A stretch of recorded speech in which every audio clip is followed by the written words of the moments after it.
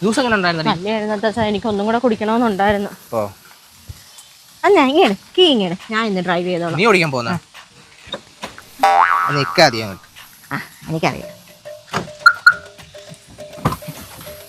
നിക്കേ, എന്റെ പേഴ്സ് ഞാൻ കട വെച്ച് പറഞ്ഞ ഇപ്പൊ വരാവേ.